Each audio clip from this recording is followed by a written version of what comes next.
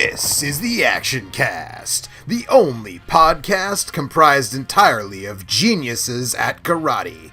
And now, our feature presentation. I knew that about you two, but I didn't realize you knew that about me. Yeah, I'm sorry if we blew your cover, dude. My secret's out. It's okay. Yeah. So hey, this is the Action Cast. I'm Joe Drilling. That was Anthony Rogers, and of course, also joining us at this time is the one and only Ethan Chang. Every time I wake up from a coma, the first thing you do typically is eat a huge bite of banana. Eat a banana, yeah, absolutely. Yeah, you need to get the blood pumping again. Mm-hmm. So I'm gonna put this out there before we get too deep into it. These movies are Ricky O, but like less ridiculous.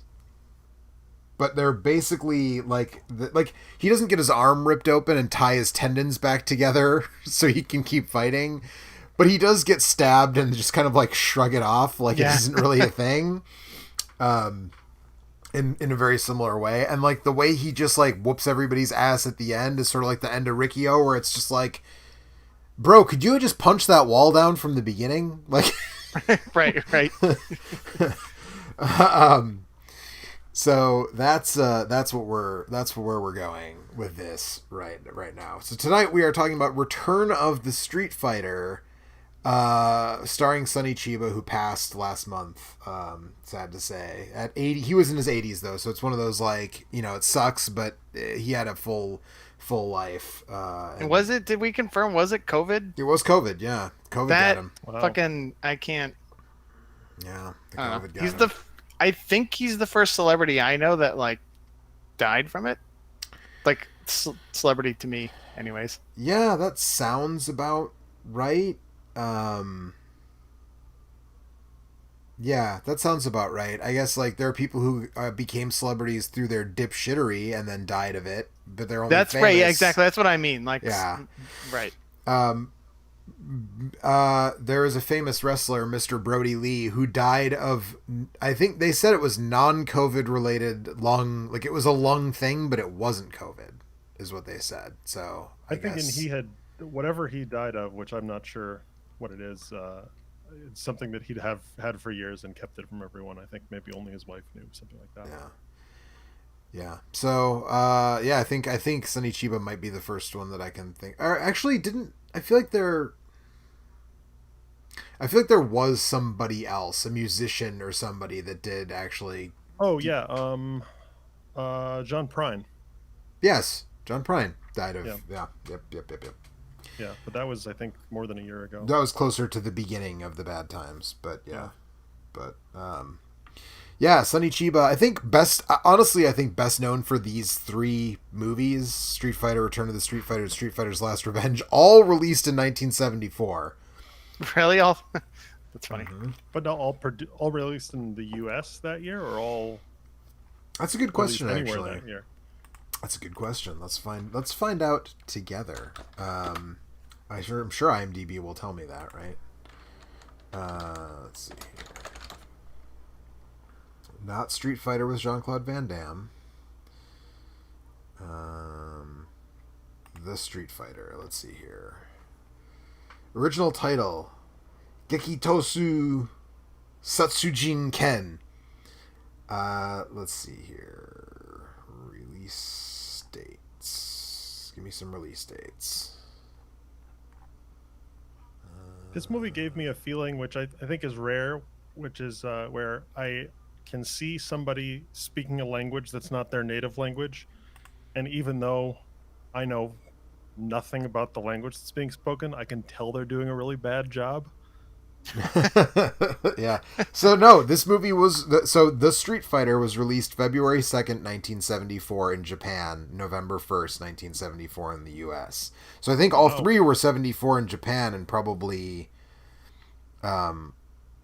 74, 75, 76, or maybe 74, and then the next two were 75 in the US.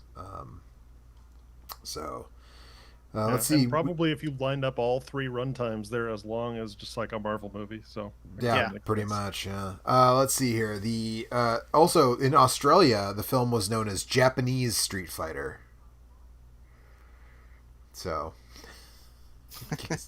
As opposed to the video game, also made in Japan. yes. Then let's see here. All right, so the literal translation of the Japanese title is "Sudden Attack: The Killing Fist." Oh shit! And apparently, it did get an English language alternate release under the title "Clash: Killer Fist." But I've never seen that version. This is one of the early distributions from New Line before they were the New Line Cinema that released, the Lord of the Rings movies and were absorbed by the Warner Brothers machine, which is now part of the Discovery machine, which is still super weird, by the way. Super weird. Really, that own's the bigger one? Yeah, so AT&T bought Warner from whoever owned it at that point, and Time. It was still part of Time Warner, Turner, or whatever. All that stuff was bundled up together. Right. Yeah, AT&T bought it, and they managed to devalue it so badly in 3 years that the Discovery Network was able to buy Warner, like lock, stock, and barrel, for like half of what AT&T paid for it. So that's fun. The only thing I can hope is that they let Warner just kind of keep doing what it's been doing on their own, especially in terms of their archival content, because it's. I mean, we've talked about this before, but it sucks that there are so few companies who own so much of our sort of collective culture. But Warner is the single largest holder of archival media in the world, I think. And the Warner Archive collection is like the people who work at that part of the company, I guess, like they just do a fantastic job finding and curating and releasing these, print on demand like film releases that they're the kind of movie that, just wouldn't get a major Blu-ray release otherwise. But like, I have like the Mr. Nice Guy Blu-ray from Warner Archive includes both the New Line Cinema American cut and the original Hong Kong like Sammo Hung cut, and like you just don't see a lot of that kind of stuff from a major releasing house. So I hope that that's part of the machine is kind of allowed to just keep going the way it's been going. But actually, speaking of that, I guess I have one news thing that I'll do real quick just in case Eric does decide to show up. And also because, as Ethan said before you got here, like, there's not a lot to this movie. I have an important news item. All right, well, let me ring the news bell real quick, and then we will discuss those things. Let me so like a cowbell? You know exactly what it is. I didn't realize it was a bell. This is Media Break. You give us 3 minutes, and we'll give you the world. All right, so you should go ahead with yours while I find the link to mine, actually. What was your very important piece of news, Anthony? Mine is just Miramax signing on Jason Statham to The Beekeeper. So, which contains the single best like promotional sentence, at least I've read in a long time. The Beekeeper is a lightning-paced thriller deeply steeped in the mythology of beekeeping. Yeah, well, and that's going to star Jason Statham, so I'm very excited about it. Yeah, I don't need to know anything else. I don't want to know anything else. There's one more thing you want to know. Are you ready? Oh, what is that?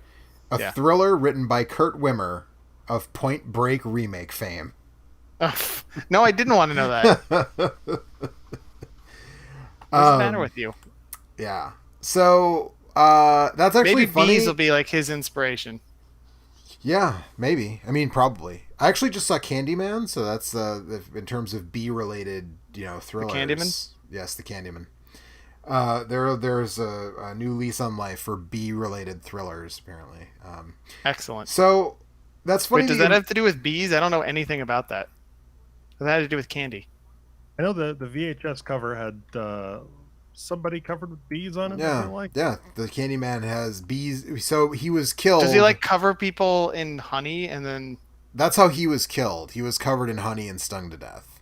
And shit. I don't think that's how that works, but okay. Yeah, I don't either, but that's the story in the movie. And so, like, Tony Todd actually worked out a deal when he played Candyman in the original, 90s version, that every time he got stung by a bee, he got like a $2,000 bonus onto his pay. And he got stung like 20 some times because he had to work with the bees so much. And so he netted an extra however many $1,000 for all the bee stings he got when making that movie. But it's interesting that you mentioned the Statham piece of news, because I listened to our original 2011, back when we used to give clever names to the show. It was entitled Shabby, episode 30 of the original run. Shabby. How did we come up with that name? At the beginning of the show, I say, "How are you doing, Anthony?" And you say, "Not too shabby." And then we start talking about how nobody uses the word shabby. And when they do, it's always in the context of saying, "Not too shabby." Well, a decade later, it's been such a firm part of my lexicon that didn't even occur to me anymore. And then we started talking about how we should use it in its normal context as well. Like, I said something about, like, the next time I see someone who looks disheveled, I'm going to be like, "Get yourself together, you shabby looking motherfucker." I don't think I actually did that. I have no memory of doing that. But also, I talk in that episode about how bizarre and crazy I think Street Fighter's Last Revenge is. And I have no memory of watching that movie, so 10 years is a long time, apparently. But in that... It really is. In that episode, you started the news with a Statham-related news item. Great. Way back in 2011. What was it? It's hilarious because it was... about bees? No, it's not. It was about... Well, kind of, actually, I guess, technically. It was that he was going to be in the next 2 Transformers movies, and there's a Bumblebee in there, right? So it's kind of. But yeah. He was going to be in the next 2 Transformers movies, and he was going to be in the next 2 Fast and Furious movies. And we were like... One of those things happened, right? I think both of those things actually happened. Oh, did it? He's in the Transformers movies? I'm pretty sure. I've mostly purged those from my Is he memory. a Transformer or like a guy? He's a guy. Oh, boy. He's a guy. No, he's a guy. He's like a military guy, isn't he? I don't know. I've seen the first one of those. Same. Also, by the way, Wrath of Man, which was his like latest movie with his reunion with Guy Ritchie after like however many years, was a lot of fun. Oh yeah? Yeah. It wasn't like... It was neither of their best, but it was like super fun. And it was one of the first movies I saw in the theater after getting vaccinated. So that might have colored my opinion too, because it's been so long since Well, right. Seen... how do I see his whole filmography? What the fuck? Known for. Yes, I know what he's known for. There we go. There's like an ad with a giant blank space under it, and I'm like, that's just the bottom of the page apparently, but no, it's not. Keeps going. All right, actor, 55 credits. Let's see here. Expendables 2, Expendables 3, Fast and Furious 6, Furious 7, The Fate of the Furious. No, I guess he wasn't in any of the Transformers. It looks like that. So that it turned out not to... Which I didn't see any of those after the... I did see Bumblebee. He's definitely not in that one. Bumblebee was actually like the best of the Transformers movies that I've seen or seen any part of. So one of 2? Yes. I've seen parts of the other ones. Did you see the one with the sword? Where there was like a knight or something? No, I think Alex was the one who watched that. Oh, okay. Like on accident. But you mentioned that like he had a quote about like, oh, people say these things and I don't know where these rumors come from. And we were like, yeah, right, he's definitely going to be in those Transformers movies, but apparently he wasn't. So that was just a rumor. We also talked, I'm going to knock wood before I say this, just in case I hex it, but we talked about the now aborted American Akira remake. Getting spun up again, and we were like, oh god, please no. It's getting spun up again. Is it really? I think so, isn't it? God, maybe, I don't know. Like once a decade. Mm-hmm. Or more. Once a decade they decide, no, we're gonna have a go at this making Akira with a bunch of white people thing for some reason. It doesn't pan out. But my news item was that Vinegar Syndrome, and I linked to this in our email thread a little while ago, but Vinegar Syndrome is not... So, for those not familiar, Vinegar Syndrome is one of the many boutique DVD, Blu-ray releasing labels.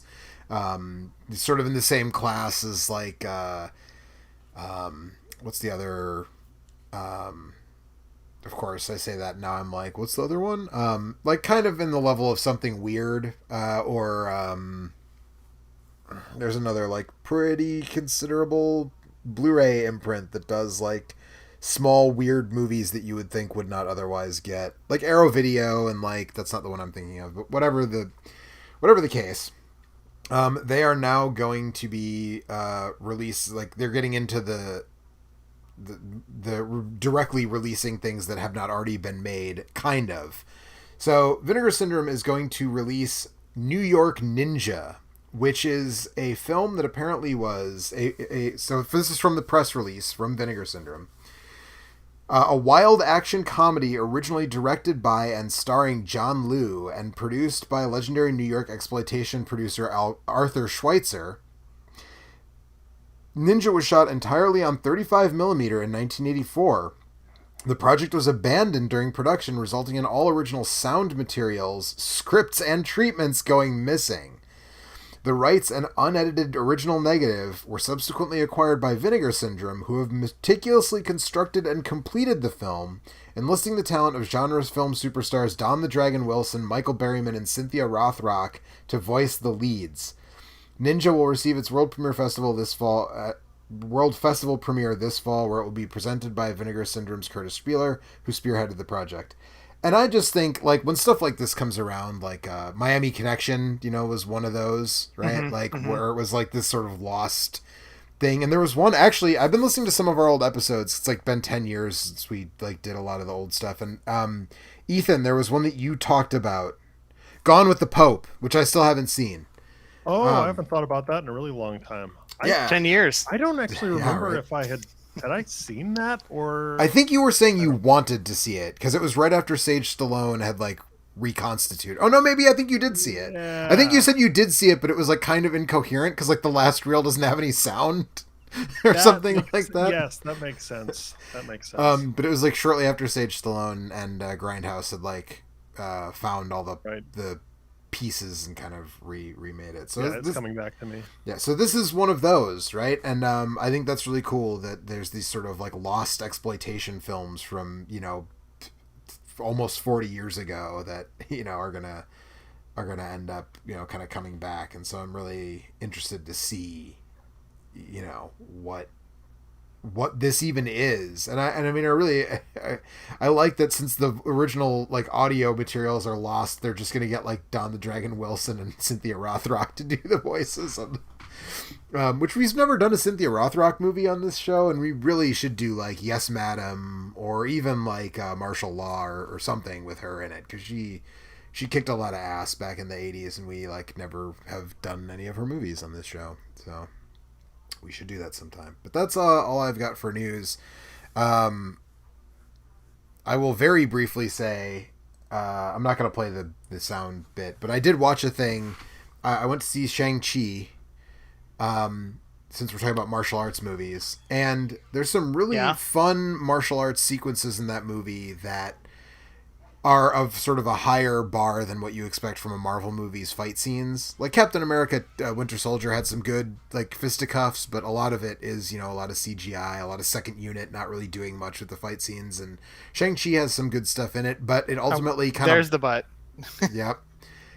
Like the end sequence is like, I'm sitting there and I'm like, okay, like the bad guy and the good guy are going to have this like, I'm feeling like if it was me, I would be like, I would want to do something like the fight in the Raid where the two brothers fight Mad Dog in the meat locker or whatever, right? At the end of the Raid. Like, that's what I wanted from this movie is like, get Shang-Chi to fight the bad guy and like have him just like go super hard and duke it out and, use the 10 rings or whatever of power to do a little bit of special effects stuff. But like, I want him to throw down, and it's not that. It's a giant. It looks like a computer threw up all over the. It's a big. There's a big monster, and like I don't want to get super into it to spoil because it's a new movie. I don't want to spoil it for anybody who might be watching this and hasn't seen it yet. But that's what I always want from a martial arts film, no matter how silly it is like I want, like at the end of this movie where there's just a whole bunch of ass whooping,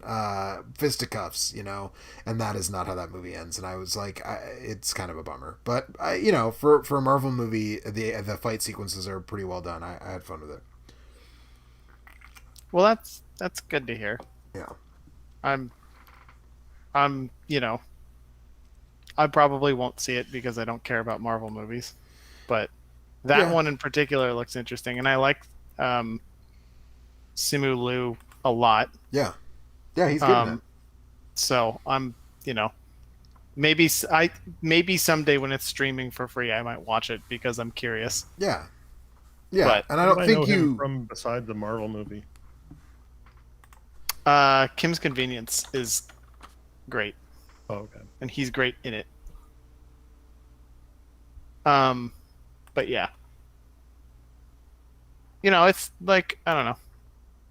That's kind of disappointing to hear about the ending, but not totally. Yeah, I mean, it wasn't. It wasn't surprising because I was like, they're probably going to do a big thing with a, whatever, and yeah, I mean, like, that's like, if it ain't broke, don't fix it. Like, they make a lot of money they made money with this movie, and they make money with all of their movies, so right, and that's kind of what the audience expects. But it would have been kind of nice on a big platform to like end with something closer to that, because it would have been a nice way to be like, look, this is cool too. I mean, it was better than like I saw Snake Eyes recently when that came out. Is that a G.I. Joe movie? It is a G.I. Joe movie. Oh, okay. And I wasn't sure if it was a gambling movie or no, it's G.I. They're rebooting the G.I. Joe movie series. I'm definitely who you want on your like movie. Yeah, right. Stream. It was not. It was like I wanted it up during this pandemic. I wanted it to be that one. They got Iko Uwais from the Raid to be in it, and like there's like, and it's so much shaky cam bullshit. Shang-Chi has no. I don't recall there being any like notable shaky cam bullshit. Snake Eyes is rife with shaky cam bullshit to the point where I was like, why are we even doing this? Like, what is the point of shooting these action sequences? What is the point of getting Iko Uwais if you're just gonna shake the fucking camera and be super zoomed in on everything? I mean, it's just terrible. Well, they got your dollars.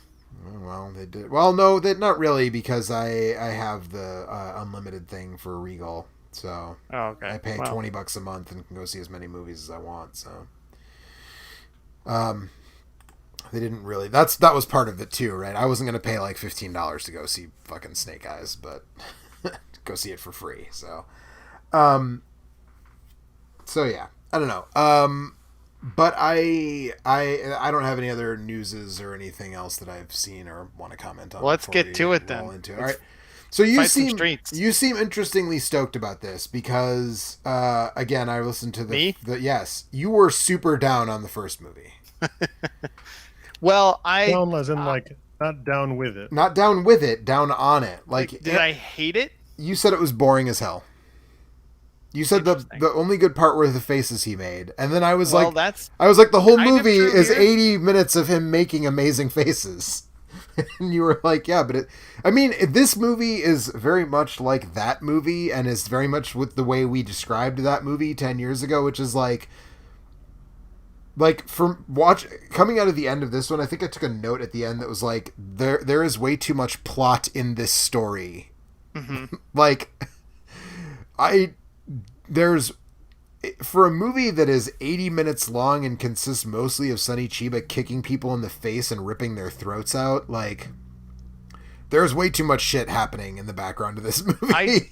There's more than I totally agree, and I think I watched it across 2 sessions instead of sitting down and watching it, and I think that probably helped.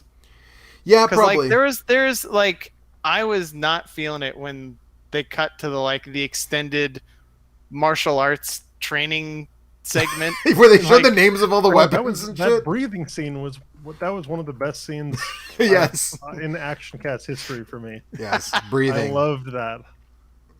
Yeah, that was good. I was very worried about the pace. Yeah, and so was I, because it feels like at the beginning there's actually not, like, I was like, did they not have Sonny Chiba back as much as they wanted? Because it seems like in the first half of the movie he's not there as much, and then in the back half he's like, you can't get away from him. But in the front half there's that whole thing, and then they repurpose 2 not insignificant sequences from the original, like the whole the fight in the dojo where he goes and fights the karate master in the first one is basically not the whole scene, but like a lot of that scene is in this movie, and they turn it black and white, so you know it's a flashback, but it's literally just the same footage from the first movie. And then they do it again when the bad guy from the first movie, who gets his fucking throat ripped out in the first movie, comes back somehow and has like a voice box, you know, and is like, "You cannot he kill comes me." back as Kane from 2000 or whatever. Yeah, right. Yep. Suck it. Even Anthony gets that joke because he's the a mayor now. Right. Yeah. Yes, he is in my current state of residence, no less. So yeah, I don't know. I took a fair number of notes on this movie, but most of them are kind of, I mean, to talk about this movie, and people who might watch or listen to this who have not seen it, like, oh boy, I don't even know. I would probably say just stop watching or listening to this. I don't Go know watch how the to movie. summarize I mean, it's not in the sense that you'd be spoiled. Right? No, not all, no. like I mean, I had never seen a Sonny Chiba movie at all, and I could say that my expectations of this movie were like, it was not at all like what I expected. I think I was expecting, probably something that was closer to Riccio, but you said, were we recording when you compared this movie to Riccio? I think we had just started. Yes. Right? Yes. Yeah. Yes. So I think that this movie is, there are certain elements of it that are in common with that, but there's strangely, like, at least in this movie's like internal world, there's nothing campy about it. Like, Right.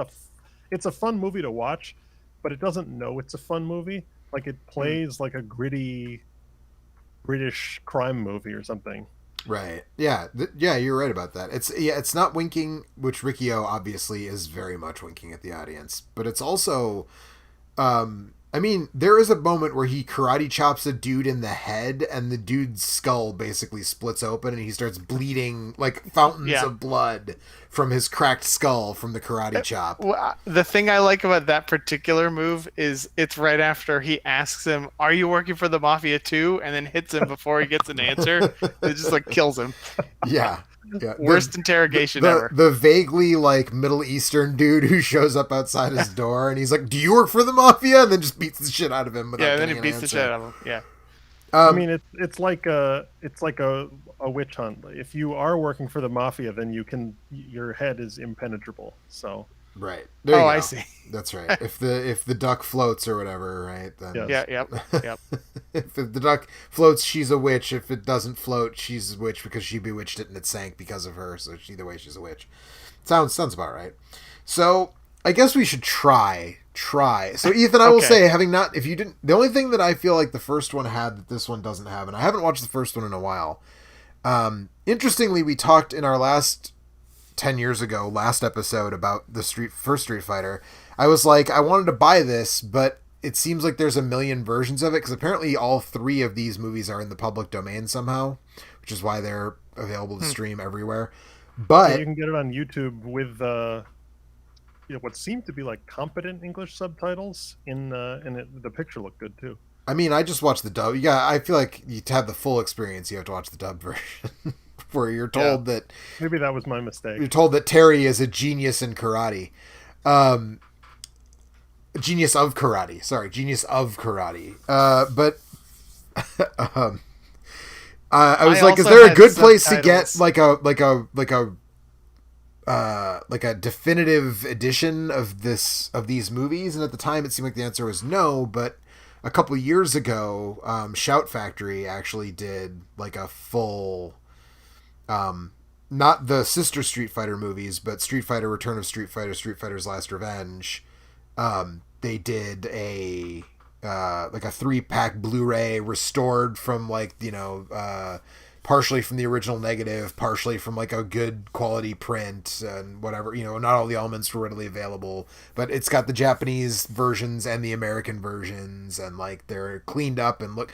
The one that I watched on Tubi had the English dub, which I thought it was fantastic and hilarious, but also it looked like utter fucking garbage. It looked like a third generation VHS dub. And the darker scenes, of which there are many in this movie, sometimes I just couldn't tell what was going on at all. I was just like, okay, I hear kicking sounds, so I guess someone is getting kicked. Oh, got kicked, yeah. But it's so dark I cannot tell what the fuck is going on. So I kind of like have my eye on that Shout Factory, the 3 Blu-ray set now, because it's not super expensive and apparently it's like a good restoration. But the first one also has, that this one did not have, has the X-ray punch, where he punches a guy and it like does like what Mortal Kombat would eventually rob from the movie, which is like it turns into an X-ray of the guy's skull and you see it getting cracked by his fist, like as he that also impacts happened the in skull. Riccio? Yeah, I think it does. Yeah, actually. that totally does. Okay, I thought that was a Riccio original move. Interesting. No. And Riccio is like 20 years after Street Fighter, right? 93, 94? Oh man, that was a callback. Yeah. Oh man, Riccio is... they showed it... my local nonprofit cinema showed it like 2 years ago. They showed Riccio and I didn't go. I went to see... They showed Ninja Scroll like on Friday and Riccio on Saturday. And I picked Ninja Scroll because it had been longer since I'd seen it. And I kind of wish I'd just done both. Yeah, you made the wrong choice there. Yeah. I the chance to see Riccio on the big screen, I feel like doesn't come along super frequently, and I fucked up by not taking advantage of it. But so this movie starts with, so as Clarence explains in True Romance, for those who have seen it, or maybe for those who have not seen it, Clarence Christian Slater meets his wife Alabama Patricia Arquette in True Romance at a triple feature of Street Fighter, Return of the Street Fighter, and I think he says Sister Street Fighter, so he doesn't see Street Fighter's Last Revenge. But she comes in and like spills popcorn on him, and then he explains the movie, because she comes in at the end of the first movie, basically. And as he explains, you know, Terry is not a good guy or a bad guy. He's just a bad motherfucker who gets paid to fuck people up. And so this movie starts with him getting paid by gangsters to go fuck 2 dudes up who stole like a priceless gold statue from these gangsters. These 2 dudes like fucked over these gangsters, and so they pay Terry Tsuguri, the Street Fighter, to go fuck them up and get the statue back. And it opens with him just beating the shit out of a bunch of cops. I feel like maybe I have a better opinion of this one because of how good the opening is. The first 5 minutes are just like this heist where he like... It's not even a heist. It's like... not even a heist. It's like... But he gets himself like arrested in the police station so that he can get taken to the cell near there, and then he beats the shit out of like the whole police station, and then rips the dude's and then like larynx pokes out. a guy to The death. best fight scene of the movie. It's Yeah, so it is. good. It's great. Yeah. So it starts with him. Yeah, he drives his motorcycle at high speeds up to the gate of, I guess, like a rich person's house or something. Then stops the motorcycle so it catapults him over, and he flips over the gate and lands on his feet. And then a bunch of cops or security or whatever rush him, and he beats the shit out of them. They arrest him.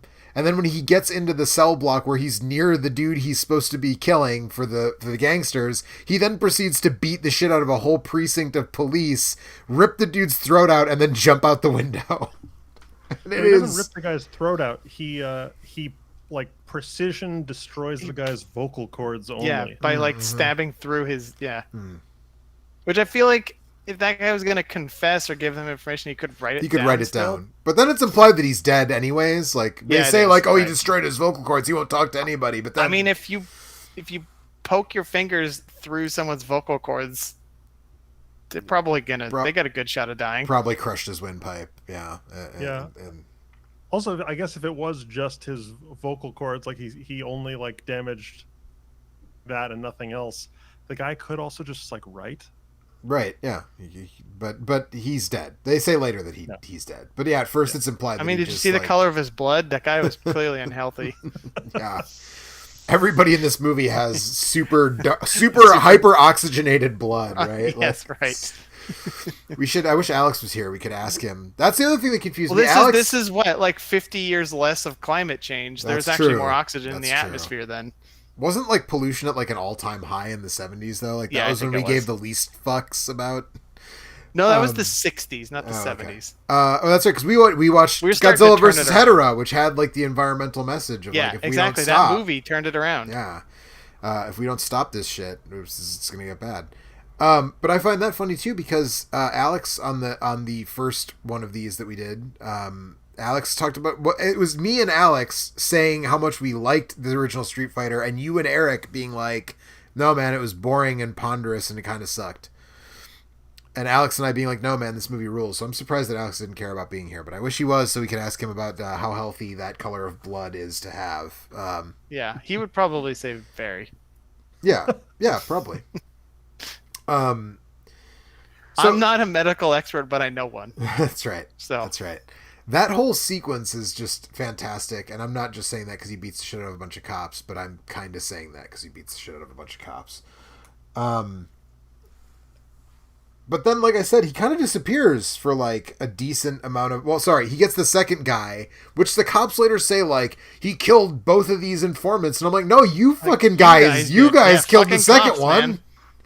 Like you can't blame Terry for the second one. You shot him like 20 times. But he gets the statue back and brings it back to the gangsters, and immediately this is where things like kind of jump the rails, right? So like. What? So there's this police detective who's supposed to be looking for Terry, and he gets put on like leave or whatever, suspended. Like he tries to resign because they try to take him off the case of chasing after Terry, but he doesn't want to. They won't accept his resignation because he's too good of a cop. But he doesn't. But he wants to keep chasing Terry, and so he says, at least in the English dub, he tells like his friend who runs the karate school.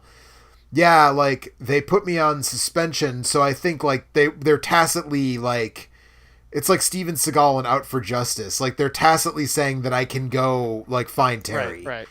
I thought he was just lying. I thought that he resigned and was sort of, like, taking the onus off himself. Oh, I mean, maybe. It doesn't really explain. It's never explained. Yeah, it doesn't matter.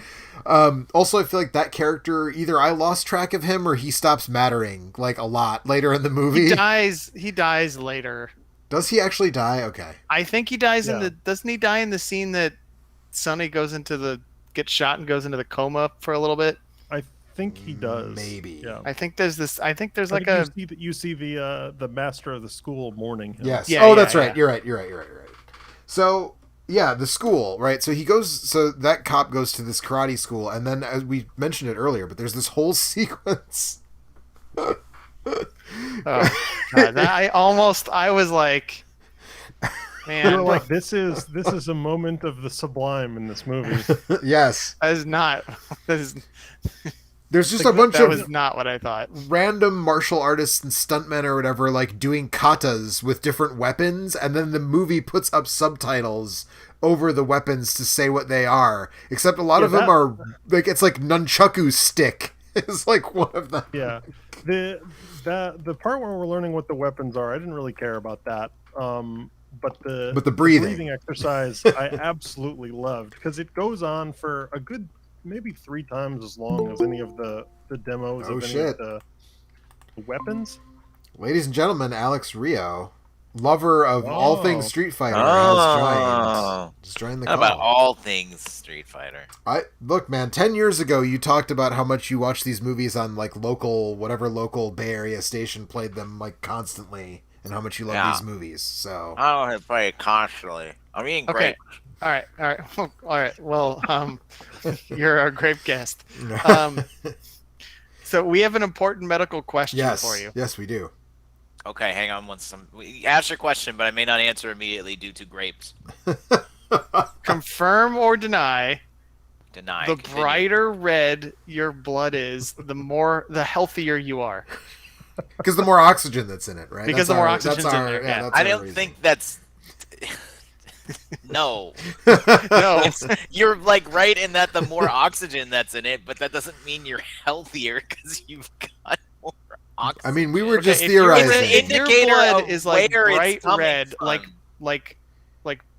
I don't think he knows what he's talking about. Yeah, I know.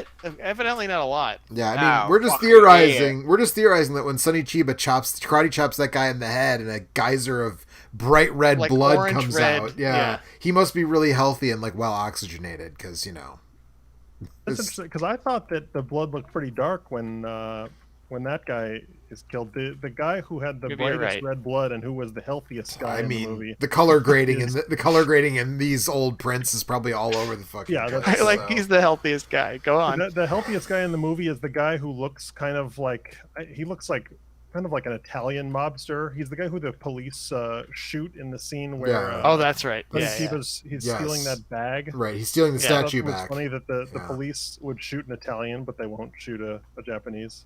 Well, it's because he jumps onto the goddamn roof and runs away from them, so they can't get him. He's too good. He's Yeah, a bullets genius can't of go that high. karate. So we've covered this. So Joe, well, maybe we'll wait till we get to that part of the movie. I have a question about the sub versus the dub because I wrote down my favorite subtitled line. Okay. Well, so there's this whole dojo training sequence. Sonny Chiba Terry is not around for any of it. Nope. There's this whole and then they show the cop comes and the dojo master explains who Terry is, that he is a genius of karate, and then they show a whole scene from the first movie where and I don't remember the reasoning behind it at all in the first movie, but it's a whole scene where Terry goes into this dojo and he just beats the shit out of all of the students and the master. Just cuz, I guess. Yeah, just cause. It's kind of a genius. bummer, I guess, if these all came out within like 4 months of each other, that the viewers at the time would not need to be reminded of this. I mean, unless they were like me and they just, Can't Budget. remember anything. Budget. We have a scene Right. that we already filmed. Yep. We can use it. Yep. There's a lot of that in this. There's but people say that about like the Friday the 13th movies. Like they're like, oh, like Friday the 13th Part 3 starts with like 4 minutes of footage from Friday the 13th Part 2, and I'm like, well, the VCRs were not like ubiquitous in those days. So like, if you were explaining where the story is picking up, you kind of had to do that because it's not like someone could just rent it on VHS or DVD or stream it and be like, okay, I'm caught up now. Like you had to. Kind of had to do that. This movie doesn't really have to do that because it's not really important to the plot that he beat the shit out of all those people in the dojo. It's just an action sequence they'd already shot, and so like Alex said, it's just purely like, yeah, fuck it, like let's put that scene back in here again. It's a good fight, Yeah, it was fine. Um, I like seeing the dude. No, well, I guess we'll get to that too. When the guys in the dojo masters in the like suit and he's beating the shit out of those guys in the office. mhm. That's a good scene. That's the next scene, isn't it? Where he goes in there and so this is again this Is is that where the already movie the next scene? This is where the movie jumps off the rails, right? So he's back, like, seeing the dudes who paid him to kill the first two guys and get that statue back. And they're like, okay, like, we want you to kill this third guy. And he's like, no. And it's never really explained why he's like, no, I'm not going to kill the he third doesn't say guy. No, and what are you, chicken? He says, so I don't know what the subtitle is, but in the dub version, he says, you can stick it right in your ass. I should have watched that version.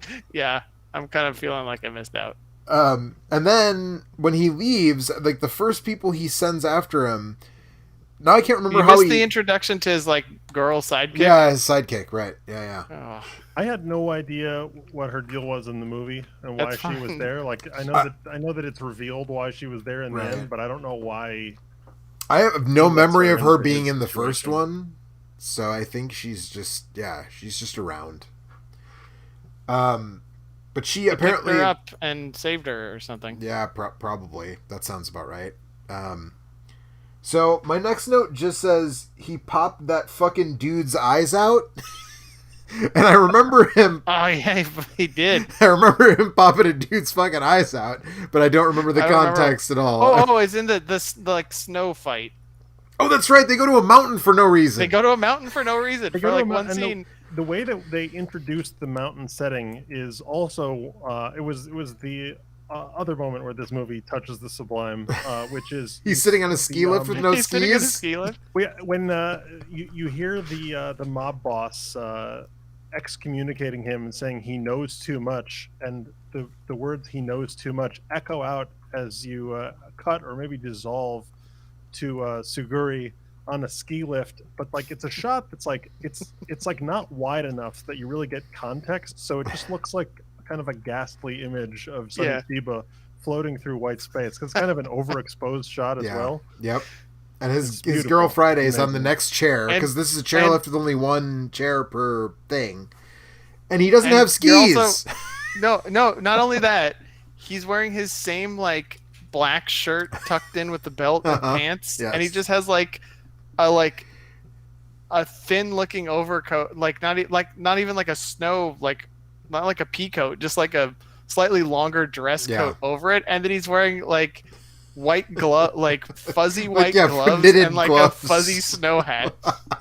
It's incredible. And then a bunch of dudes show up out of nowhere to try to kick his ass. And yeah, he hits a dude in the back of the head and pops his fucking eyes, like Wile E. Coyote style, pops his eyes out of his head.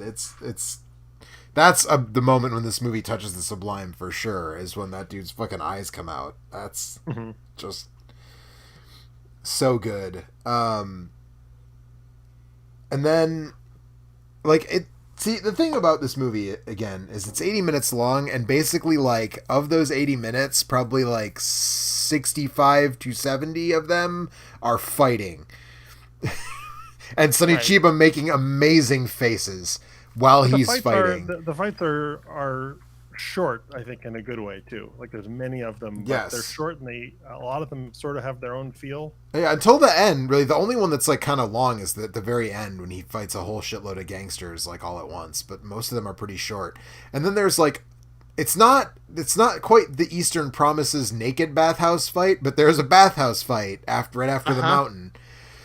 Like, these dudes just will not leave him alone. He can't go skiing with no skis, and he can't go like get a sauna or sit in the onsen, without a bunch of fucking dudes trying to like cramp his good time. And so he beats the fuck out of a bunch of dudes in a bathhouse.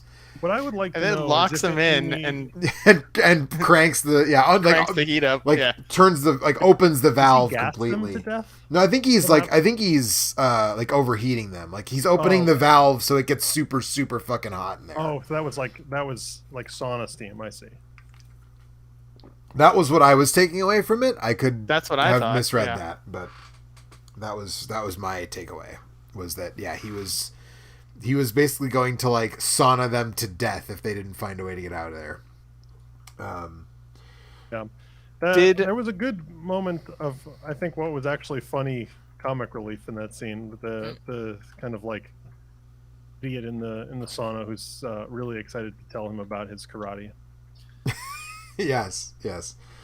He's not really interested in having conversations with anybody, but there are people who are interested in having conversations with him frequently. And speaking of people who want to have conversations with him, I hate that Google, like, this call is going to automatically end in 10 minutes and we're going to have to start a new one, which is super fucking annoying. I hate that. So if we go away for a minute, we'll be right back, people watching on the stream. But anyways, what the fuck was I just... Oh, yeah, so he's this badass, cunning street fighter, one-man army, and, like, this chick in the elevator, like, gives him the bedroom eyes, and the next thing you know, he's just, like, fucking this chick he just met. And she tries to kill him, because fucking of course she does. Because why not? Yeah. Because everybody is trying to kill him right now, and... But he is a genius. There was no chance. Like, he knew that I would say that in this movie, he had maybe like 75% sure that was what the deal was, but he was like, he decided that he would put himself in the harm's way, just kind of on the off chance that it would be a why fun not? time. Right. And there was no danger to him, obviously, when you find out why she's there. Yeah, right. And so the mafia sent you too, or whatever. And then he beats her. She's like, they're both nude, I guess, but she's like fully topless and trying to fight him, and he is not having any of her shit.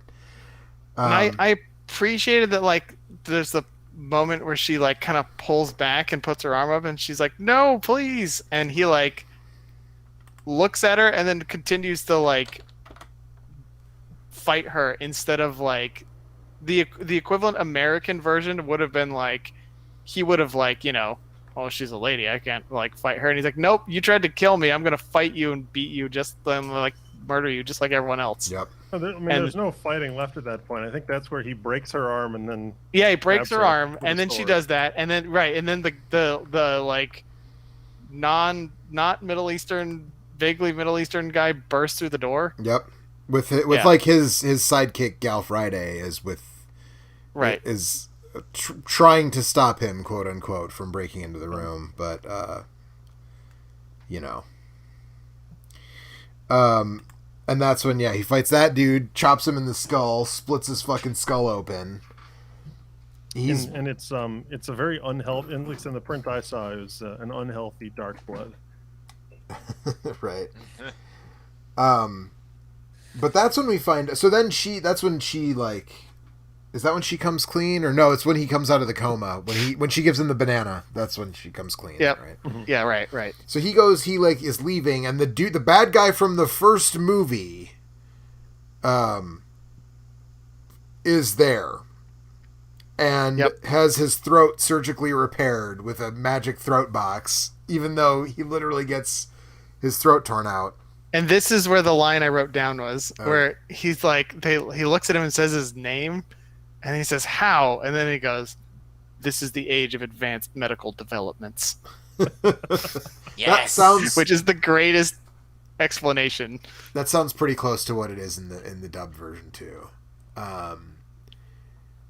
But my favorite moment in that is actually when Terry goes like, "You're back," and he goes, "Yes," and not as a corpse. Yeah. So they fight again, and he uses his size, and he sort of leaves Terry for dead.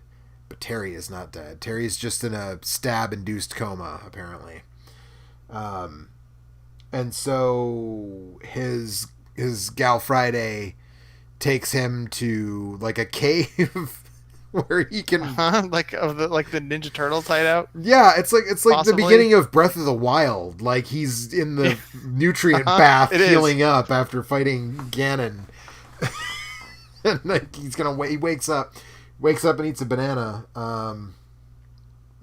Now there is some stuff in between there with the mafia and the cops. Like so the mafia hipster mafia don, Costello or whatever his name is, who really isn't in the movie much until this point. Like he's kind of had enough with some of the Yakuza guys that he's like partnering with for all of this crime that he's doing or whatever. Again, super unclear. The movie does not have time to explain any of these people's relationships in any meaningful way. But he just like starts killing people who have failed him. And then isn't this also where the cop dies, right? The detective. Yeah.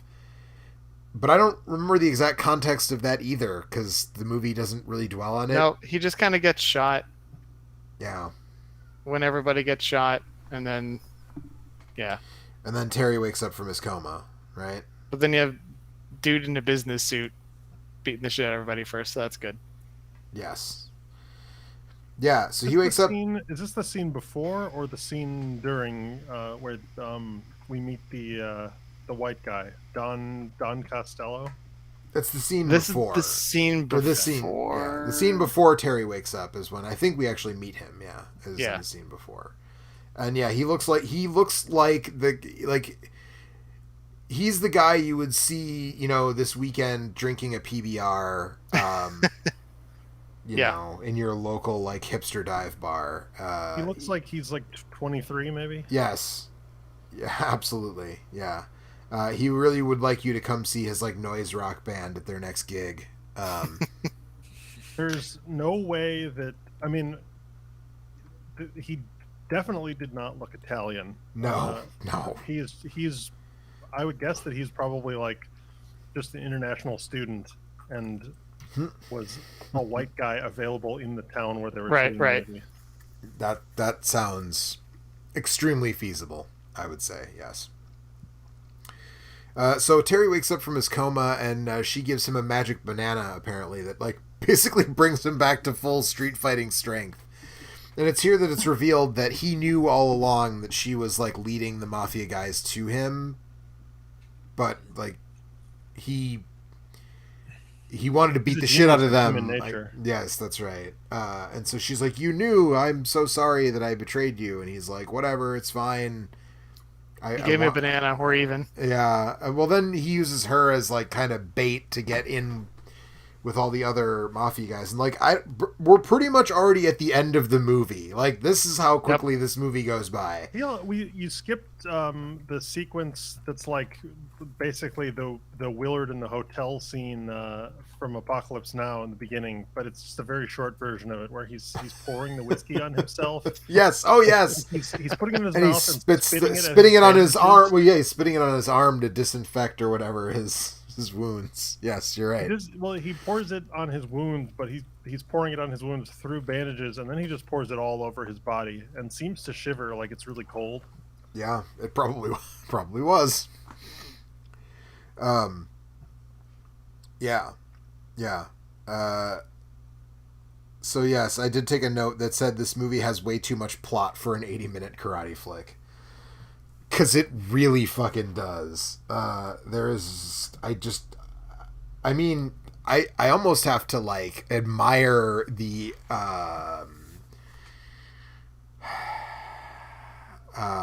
ambition, I guess, of the filmmakers, right? Like, they were really, they're having a fucking go, man, with this movie. But holy shit, I did not need any of this. Like, it's just...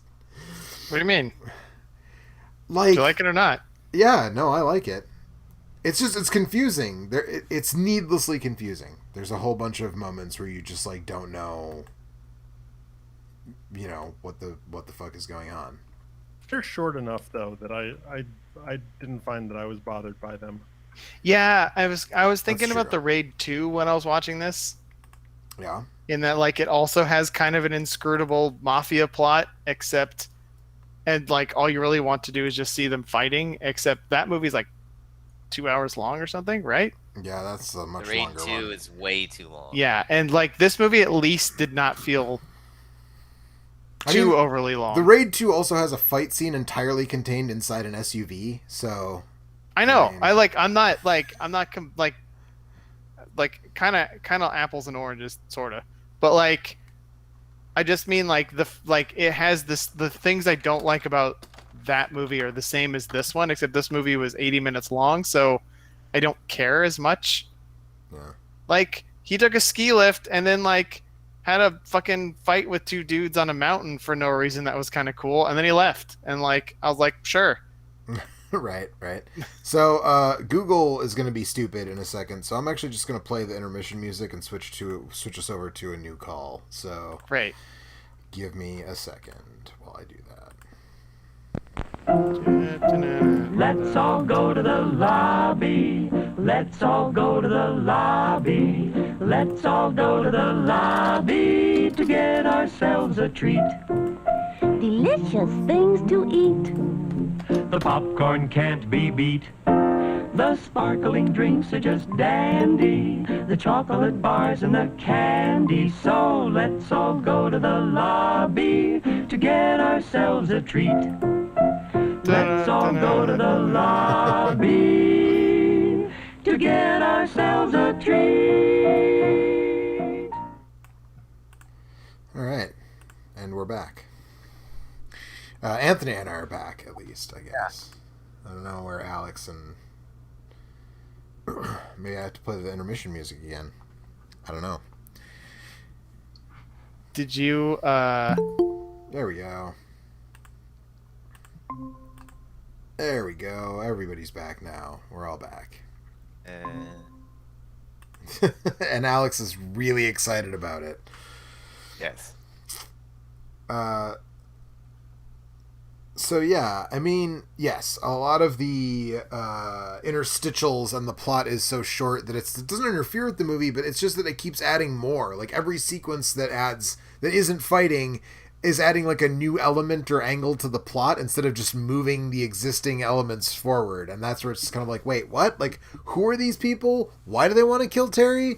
What's their relationship to the other gangsters? And what's their relationship to the cop? And why does the dojo master care about any of this except that, like, it's just...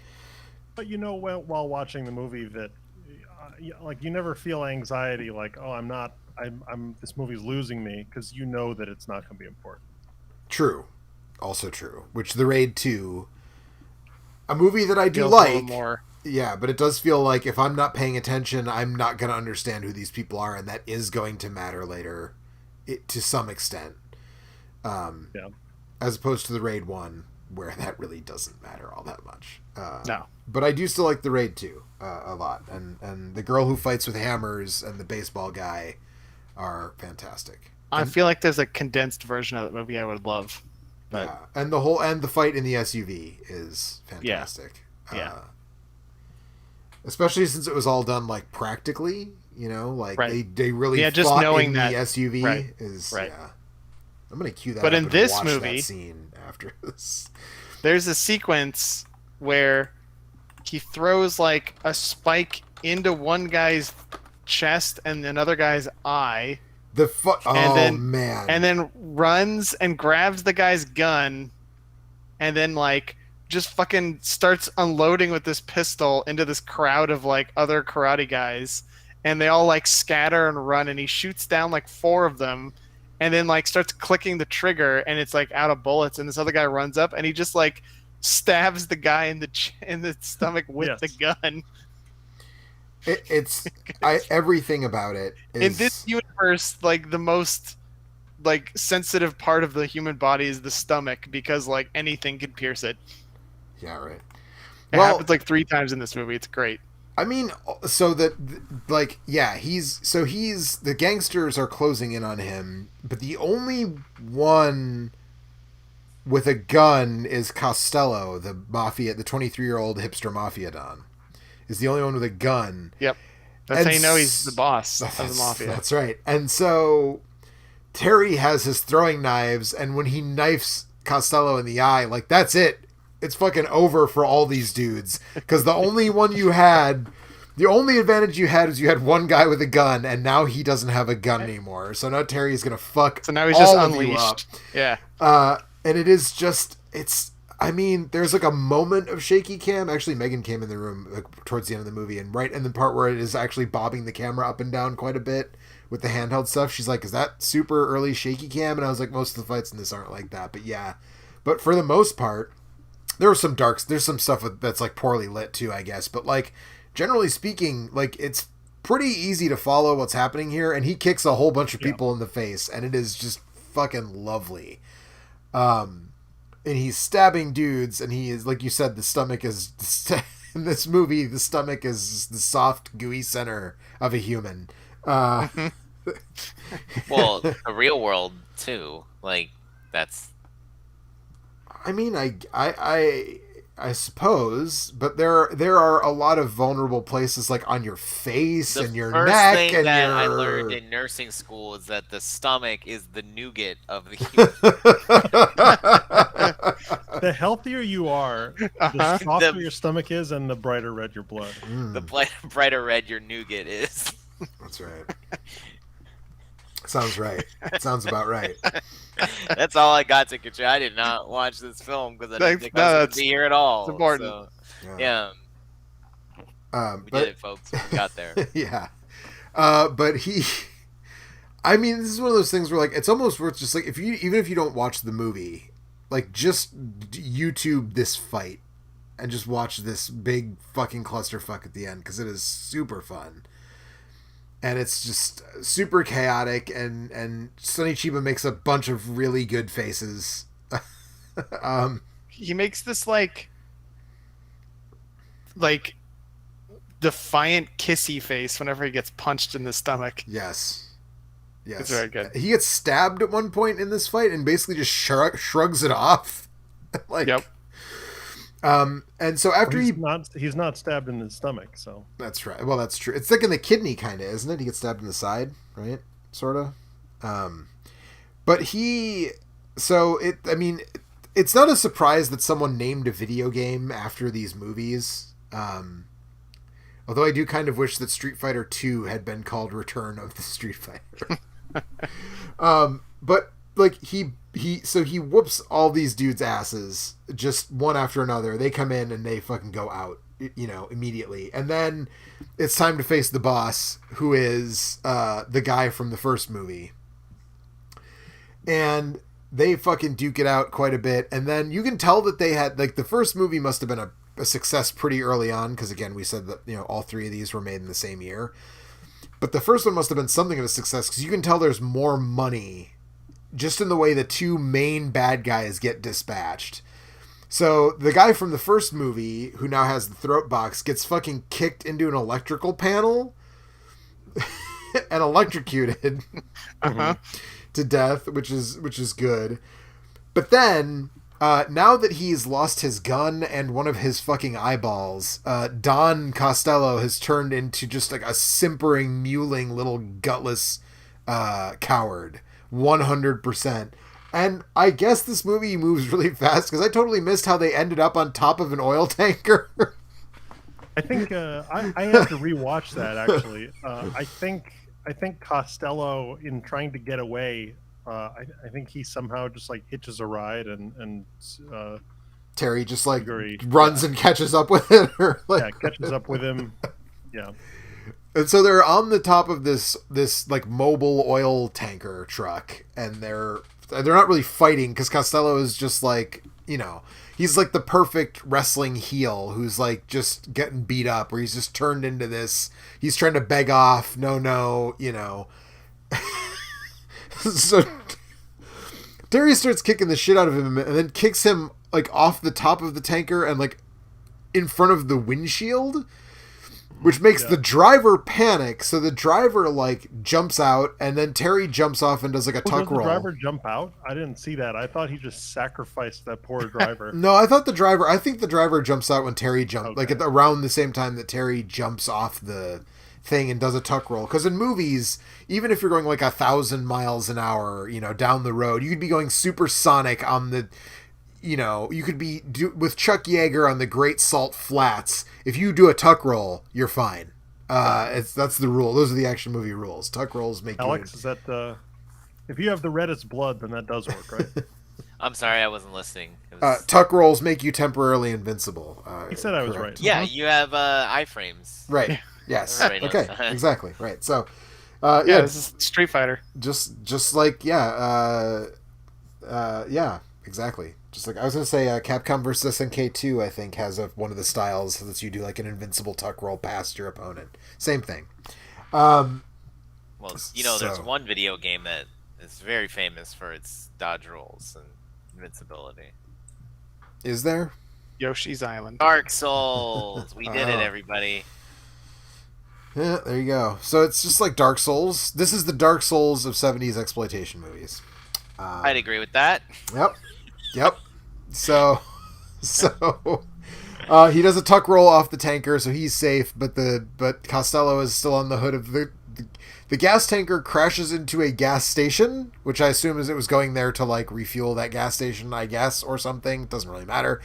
But there is just a spectacular fucking explosion at the end of this movie, which again indicates to me that they had a lot more money to work with this time around, because that is the kind of explosion. This is like. How would they have ended up with more money if they made this movie like a couple months later? I don't know. But I mean, there's nothing like this in the original movie. There are no massive explosions in the first Street Fighter that I recall. Again, it's been about 10 years since I've watched it, but I have no memory of gigantic explosions in the first Street Fighter. So they must have, or maybe it was already doing well enough that the studio was like, shit, man, this is going to be a huge hit. Or maybe they'd already sold the U.S. rights and were just like, look at all this money the Americans gave us. Like, I don't know. Yeah, that could be. Yeah. Maybe that tanker was just going to go anyways. Yeah, it was just time to get rid of that tanker truck. What's the traditional way to decommission a tanker? I think so. Blow it up. Mm-hmm. Oh, they said if what you've got a better idea, I would not like to hear it. Email us at theactioncast@gmail.com, and someone might check it in 10 years. I check it every once in a while. Do you really? Let us like know what every you few think months down in the comments. Yes, See, that's how you do. That's right. That's how you do the internet, Joe. That's right. Yeah. Don't forget to comment, smash that comment like below. button. Telling us a comments? better way. Well, we stream this to YouTube, so yes, we do have. Oh, I didn't even know what platform we were streaming it to. Yeah. these will be easier to find if people want to watch them in 10 years, or listen to them in 10 years, but also it'll be harder for us to just like get rid of them. I mean, I guess I can always just delete them if we are embarrassed of them in 10 years, but That's the most problematic thing anyone said in the history of the Action Cast. let's talk about that after we stop streaming, and I can give you a couple of options that would be up there. But let's not talk about that now while we're live. But yeah, and so that's basically the movie just ends, right? Like he blows up the bad guy, and like that's it, the end. Yeah, he's dead. He's blown But up. it's the end, but you do see him looking just like an absolute demon, like with the red light of the fire on his face. Yeah. And a perverse grin. Yes. But I'm saying there's no like he doesn't say anything. There's no like resolution with his gal Friday. Or wait, Right. they kill her. The bad guys kill her, don't they? Yeah, I think so. Right before he fucks them all up with the knife to the eye and everything. Yeah, there's no like. I like that he's like kind of a bad guy. Yeah, I mean, like he's fighting the mob at the end, but like he He's a equally was street doing fighter. that to that's right. the police before that. Street Yeah, fighter. I mean, it's like a kind of a Get Carter type situation. Yeah, this movie is. You know what I was just gonna say. This movie is not as good as Get Carter, but actually, it's a different kind of good than Get Carter. Yeah, it is. Get Carter is still. I mean, that's the kind of movie that the first time you see it, for me, the first time I saw the original Get Carter with Michael Caine, I was like, I can't believe this movie is this good. Yeah. This movie, And it's got like, an amazing performance at the center of it, which like Right. that's kind of like, I mean, you kind of have an amazing performance in this one, but it's Yes. in the sense that like Stallone in the first Terminator is an incredible performance. Like it's it's a little bit different. yeah, it's a little different than what Michael Caine is doing in the original Get Carter, but I've actually been feeling like I need to go watch some more British crime movies, because there's some like the one that I want to watch that apparently is like not easily available right now in any way is The Long Good Friday, which is apparently like Bob Hoskins plays this British gangster and it's supposed to be super good, and I can't find like an easy way to watch it. I mean, I could torrent it, I guess. That's probably the answer, is like find a torrent of it, but it's like there's not an American Blu-ray or DVD of it, and I feel like you can't even like pay to rent it on Amazon, or you couldn't the last time I looked. Yeah, I would love to talk about one of those for the show, and I would also love to talk Well, about... we did talk. You were here for Get Carter, weren't you, or no? Oh, yeah, Get Carter, but that's really... I mean, I love that movie, but it's really one of the only... I mean, I guess it's probably the most classic of the, like, crimey, like, early British crime movies, probably, but I haven't really seen any others, and I'm sure that would be a piece of cinema history I would love. But what I was going to say also is, apparently The Long Good Friday, there's one seller with the DVD. Oh no, wait, there's an affordable Blu-ray. It looks like now. I was gonna say there's someone with an $80 DVD copy of The Long Good Friday on Amazon. So let's see if the Blu-ray. Oh, see the Blu-ray. That's the German Blu-ray that won't play on my Blu-ray player. What about Get a German Blu-ray player. Yeah, I'll get right on that. Move to Germany. Yeah, What are you the doing? fuck? What am I doing? Not moving to Germany fast enough. Yeah, apparently. yeah. Oh, there's Serious. a $55 copy of the Blu-ray on Amazon. So The German that's- No, the American one. That's not good. It's not a German. Yeah, right. Right, exactly. I think Mona Lisa is also supposed to be one of those kind of that is another Bob Hoskins. Well, with Julia Roberts. No, that's Mona Lisa's Smile. Yeah, that's what you're talking about, right? Isn't That's that not what I'm right? talking Are about. we talking about something else? We're talking about something else. Yes, Hmm. that's also Michael Caine. Michael Caine's in that too. Who stars in The Limey, which is... Oh, that's the movie I was going to mention yeah, earlier, yeah. which I don't think we ever did that for... No, we the Action didn't. Cast part 1. Terrence Stamp. Yeah, that would be a great one to do, and I know that he is. I think he was in a bunch of them in the 60s and 70s. Probably, yeah. And Sexy Beast was also good. Did you ever see that with Right, Ben yes. Kingsley? Yeah, And yeah, that's not like, I mean, I'm talking about movies from the 70s, I guess, but like that's Yeah. one from the 90s that was, or early 2000s. It was good. Early 2000s, I think. Anyways, I don't know how we got this digression about British crime films. Main Because this character, movie like kinda feels like anti-heroes. that. No, anti-heroes. That's right. Yeah. Yeah. Yep. That's right. I don't even know if he counts as an anti-hero. He's like beyond, like what's beyond an anti-hero? A hero. Asshole. Oh, the other direction. Asshole. Yeah. The other direction. Yeah, Ethan had the right of it. Yeah. Yep. But it. Also, we talked a little bit about this previously, 10 years ago again, but like I do find it really interesting that the first Street Fighter was the first film rated X for violence in the United States. Yeah. Which I is, think I saw on Wikipedia that this one was as well. yeah, I wouldn't be surprised. That's still weird to me. It's weird to me just because of like the cultural norms of our weird fucked up American culture, where like, a glimpse of a woman's pubic hair is like, immediately like pushing into that X-rated territory, NC-17 territory. A dick, especially a non-flaccid dick, is like, that's like automatic NC-17, right? An erect penis is, but usually you can get Not away with a lot of. necessarily, I mean, They must exist, but I really cannot think of an R-rated film off the top of my head that shows an erect penis. I think context matters. Where like if somebody's yeah. like nude and then like in a movie, but they're like getting dressed or something, and it's like I'm like sad. Like it's Why like would you people, have like, an erection when you're sad? Not an erection. Listen, I said. listen. Did I say erection? I don't remember. I said no. Don't judge. I specifically said an erect Okay. penis will get you. All right. People well. grieve in different ways. Directly. That's fair. That's fair. That's fair. Oh boy. Okay. Are tears good to? Never mind. You know what? Never mind. No. But but violence usually doesn't. But like I remember, obviously we've talked about Total Recall more than once on this show back in the day, and like that movie got an I X. remember That got an X too for and had to be cut down. A lot of the Friday in the 80s. The 80s were a real bad time for that. It seemed like, because like most of the, especially later Friday the 13th movies, had a bunch of the gore effects cut because they got X's for violence, and then they had to go back. And yet the 80s is still considered like when movies became like super violent. You know what I mean? Is it? I feel like the 90s. Well, yeah, RoboCop. Well, yeah, I like think I got- Well, RoboCop was cut. Rambo, RoboCop was they- cut. Yeah, it horror was cut movies. down.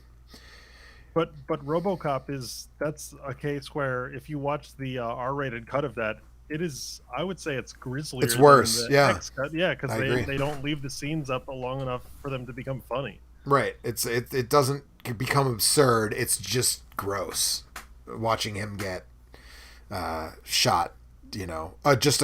Watching Murphy get shot just a few times is like harder to watch than watching them shoot him like 50 times and like shoot off his hand and laugh about it and all that shit. But Yeah. yeah, for sure. And Total Recall is still violent as hell. So I'm actually I feel like I've bought that movie like 4 times, and I don't feel like any of the Friday the 13th Blu-rays all have like the unedited kills, like as bonus features. But I don't think any of the versions of Total Recall I have like extra gore shots as like part of the special features or like deleted scenes. And I'm kind of curious to see like what else was in Total Recall that they cut to avoid the X rating. But yeah, I don't know. Now that we're talking about like movies we've already talked about, I feel like we've probably run out of steam on the Street Fighter. Return of the Street Fighter. I didn't expect this one to last long. Yeah, but I don't mean pour one out for Sonny Chiba. Does anybody? So I do feel like at some point we really do need to watch Karate Bear Fighter. By the way, which is Yep, absolutely. another Sonny Chiba joint. And also someone on the earlier podcast, someone talked about like there's a movie where he goes back in time somehow. I talked about that. GI Yeah. Samurai. GI Samurai. Yep. Yeah, and there's the fucking like they go on a wacky, quote unquote, wacky adventure where they just steal a boat and then like rape an entire village, and it's like, what the fuck's going on? Yep. I talked about it 10 years ago. you It's a did. fucked up and You weird did. movie. Oh, And and it's not as like fun as you think it would be. Yeah. I So- learned the hard way. I'm trying to figure out which one came first, Karate Bear Fighter or Karate Bullfighter, because there is also a Sonny Chiba movie called Karate Bullfighter. So, let's see here. I'm watching the titular scene of Bear Fighter, and this is pretty good. Yeah. He's fighting a bear. Yeah. It looks very lifelike. I bet. Oh, he's making a good face too. Yeah, it's Sonny, that's a not the Sonny bear. Chiba movie. It's a Sonny yeah. Chiba, Oh, right? Yeah. There's on Amazon. There's a 10 movie set called The Faces of Sonny Chiba. The 10 Faces of Sonny Chiba.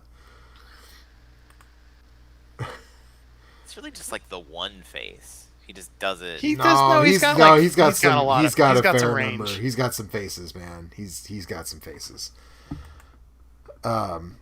Yeah, but pour one out for the guy. He did, he was in a ton of stuff. He's on the title screen of Revenge of Shinobi on the Sega Genesis until the Virtual Console version when they removed him because they finally were worried about getting sued. So they took Photo of him? Yeah, so the like at the beginning of Revenge of Shinobi, you see like Joe Musashi like jump down and like block some throwing stars with his sword, and then like looks at, and it's like the title screen image. It's a very like as a kid I wouldn't have known, but like when I look at it now, I'm like, that is really fucking obviously Sonny Chiba. And then in the Virtual Console version, it's like they changed it so it's some dude who worked at M2 who did all the Sega emulation on Virtual Console. So it's like some random dude from M2 in the Virtual Console version. But in all the earlier versions, it's definitely Sonny Chiba. I did a whole video about that game, but there's a lot of weird copyright infringement in that game that slowly got peeled away. Like, one thing at a time, the copyright infringement came out of Revenge of Shinobi. And the last thing to go was Sonny Chiba's face. Spider-Man and Sonny Chiba were the two last things to go in the Virtual Console version. Yeah, Batman got taken out pretty early. Batman and Rambo went out right away. That's right. I forgot Rambo was there. Yep. Man, video games used to be cool. Yeah. So What happened? Batman and Rambo disappeared right away. Batman and Rambo is another video game or movie I want to see. Batman got replaced by Devilman, basically, and he never went away because he's like, I guess, distinct enough from the actual like Go Nagai Devilman that they didn't worry about it. And then Godzilla went next and turned into like giant skeleton Godzilla. Oh man, we should do that one. Godzilla versus giant skeleton Godzilla. Yeah, Classic right? movie. But is it a classic Die Hard is the question. Does it have a message about pollution that Godzilla's in it, so I'm Probably. gonna say Teacher yes. Yeah, Okay. probably. Is that Yeah. where humanity failed? We didn't make enough Godzilla movies. Clearly. The lesson people didn't learn. Clearly, there are not enough haunting images of Hedorah huffing chemical fumes out of a smokestack to turn us away With from dollar our signs and wicked like ways. in the background. Yeah, yes, right, exactly. So all right, now we're getting closer to like we're talking about the last movie we talked about. That's how much we're not talking about the Return of Street Fighter anymore. So I think it's time to call it a night. Yep. We'll be back next month. Next month is going to be our annual transformation into the horror cast, and we haven't picked a movie or a series of I movies told yet. you we're gonna do Equilibrium. No, we're saving that for It's a November. 'cause scary it's not- movie. Yeah, right. No, that's a Because- Christmas movie. Uh, That's the gift. Last year we did Maniac Cop, all three Maniac Cops. You can go back and check that out if you Was that haven't last seen it yet. year? That was last No. Halloween. We've only been doing this again for like a year and a half, dude. So, yes, that was It last. feels like we did it like a month ago. That was Jesus last Halloween. Right. It was last Halloween. But just to make the God. same joke again, the most unbelievable part of the Maniac Cop trilogy is that a cop would be held accountable for doing something bad to civilians. Sonny Chiba will get him. Yeah, let's hope. So, You'll well, remind actually, me no. more. Sonny Chiba and Robert Zadar are both dead. So, pour one out. Pour one out again for Robert Zadar. And yeah, we'll be back with something spooky next month. And in the meantime, we do streams of video games every Wednesday. and other stuff. Subscribe to this channel if you're not. Hit the bell for notifications, and like, comment, subscribe. You're doing this all wrong, dude. Do it. You should do it, Alex. You do it. All right, guys. Tune in next month. Wait, what are we doing next month? We don't know. We haven't decided We yet. don't know yet. We're doing All right. Equilibrium. Okay. All right, guys. Tune in next month for our horror cast when we do Equilibrium. Don't forget to smash that like button and fucking. God damn it. I'm better when I do this on Mike's channel because like Hit 'Cause the he doesn't bell want to it get to happen. he notifications. doesn't want me to do it, so Yeah. like then I just tease him relentlessly Right. with it. Yeah, I haven't done that in a while. I gotta Yeah. call him Mike. Where's Mike? Hey everybody, Anyway. it's your boy Alex reminding you Yeah. to smash the like button and hit the bell for notifications. We put out videos every week.